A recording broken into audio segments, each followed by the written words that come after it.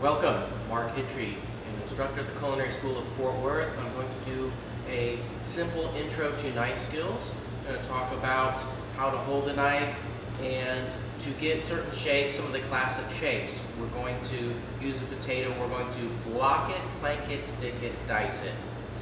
And I'll show you that. Talking about different knives, you want to have the right knife for the right job. I have different size knives here. You wouldn't want to use a small knife to try to cut the big potato. So you want to make sure you have a good knife. Always make sure you are comfortable where you are. If you have it over here, don't reach over there, move it closer to you. You're going to grip with your thumb and forefinger, other fingers wrap around, and then the claw. The shape of the hand is the claw curling under. When you have this shape, you cannot cut your fingertips. A lot of people have their hands flat. It's easy to cut your fingers. So crawl here. Don't let it collapse down like a dead spider. Right? So keep that good claw shape. A lot of people will rest their wrist down there. So keep your hand up on that. So we're going to first cut off one of the sides. And then this is going to give me a nice stable potato for me to slice. And again, it's a slicing motion. I'm not pushing down, chopping, but I'm slicing. Knives are designed to slice. All right, so what I'm doing now is blocking. Create a block.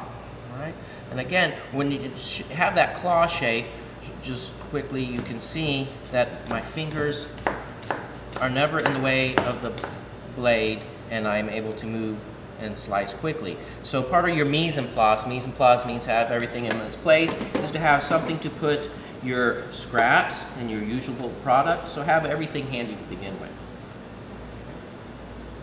So now I have my block.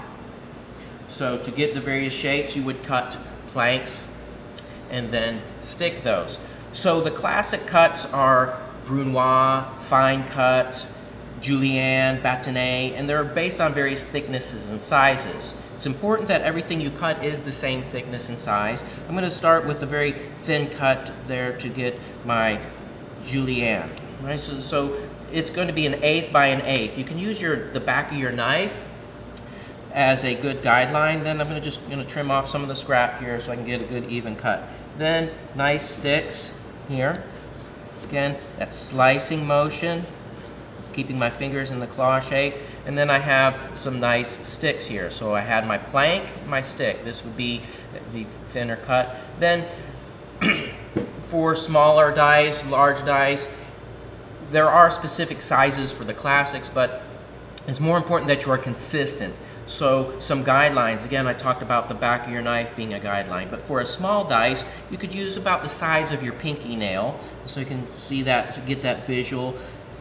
Get my plank, and then again, pinky nail size helps me get a good size line there, consistent cuts.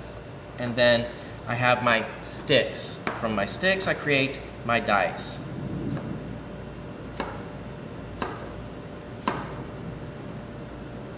Keeping them all together. Now I have dice.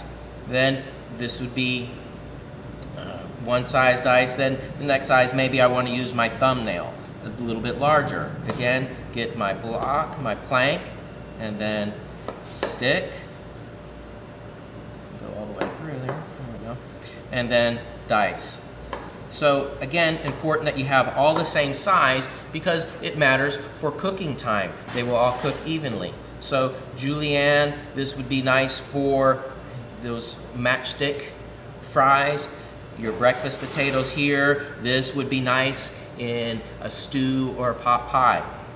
So again, you want to block it, plank it, stick it, dice it.